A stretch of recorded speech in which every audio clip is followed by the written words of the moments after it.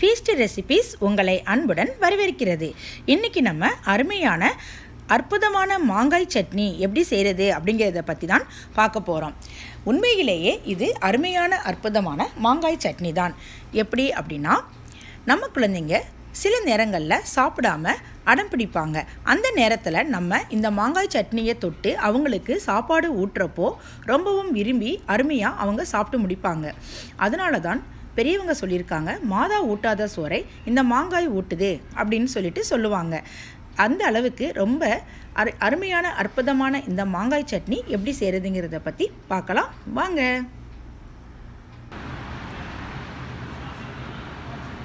உணவே மருந்தே மருந்தே உணவு நிகழ்ச்சியில் நம்ம மருத்துவ குணமுள்ள உணவு வகைகளையும் அந்த உணவு வகைகளை சாப்பிட்றதுனால நம்மளுக்கு என்ன நோய்கள் எல்லாம் குணமாயிட்டு வந்துட்டுருக்கு அப்படிங்கிறத பற்றி பார்த்துட்டு வந்துட்டுருக்கோங்க. அதன் அடிப்படையில் இன்றைக்கி நம்ம பார்க்க போகிறது என்ன அப்படின்னு பார்த்தீங்கன்னா, நம்ம மூக்கில் இருக்கக்கூடிய புண்ணு ஆறணும் அப்படின்னா மஞ்சளை சுற்றி கறியாக்கி அதனுடன் வேப்ப எண்ணெயை கலந்து நன்கு அரைத்து இந்த கலவையை நாம் நம் மூக்கில் தினமும் தடவி வர வேண்டும்.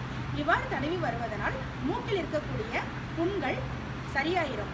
இதே மாதிரி நீங்களும் செஞ்சு பாருங்கள். செஞ்சு பார்த்துட்டு பலனடையுங்கள். நன்றி. நான் மாங்காய் சட்னிக்கு 2 மாங்காய் எடுத்திருக்கேங்க. இதை நல்லா தோலை சீவிட்டு சின்ன பீஸாக கட் பண்ணி எடுத்து வச்சுருக்கேன். 1 கப் அளவுக்கு எனக்கு வந்திருக்குது. அடுத்ததாக இந்த ஸ்பூன் அளவுக்கு ஒரு 3 ஸ்பூன் அளவுக்கு தேங்காய் துருவல் எடுத்து வச்சுருக்கேன். கொஞ்சம் பெரிய சைஸ் உள்ள பச்சை மிளகாய் 4 பச்சை மிளகாய் எடுத்து வச்சுருக்கேன். இப்போ மிக்ஸி ஜாரில் நான் கட் பண்ணி வச்சுருந்த மாங்காய் துண்டுகள் எல்லாத்தையும் சேர்த்துக்கிட்டாச்சு.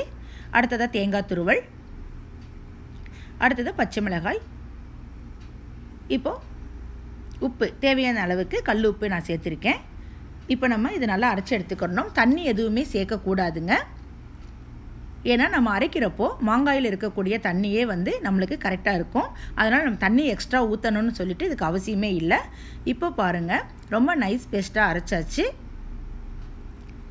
சட்னி ரெடி ஆயிடுச்சுங்க. எனக்கு மாங்காய் ரொம்ப மாங்காயாகவும் இல்லாமல் மாம்பழமாகவும் இல்லாமல் மீடியம் சைஸில் தான் எனக்கு கிடைச்சது. நீங்கள் நல்ல மாங்காயாக இருக்கிறது மாதிரி இருந்தாலும் எடுத்துக்கோங்க, அதுவும் இன்னும் ரொம்ப நல்லாயிருக்கும். இப்போது நம்ம கடுகு, உளுந்தம்பருப்பு, கறிவேப்பிள்ளை இது எல்லாத்தையும் சேர்த்து தாளித்து இதில் நம்ம சேர்த்துக்கிறணும். அவ்வளோதான்.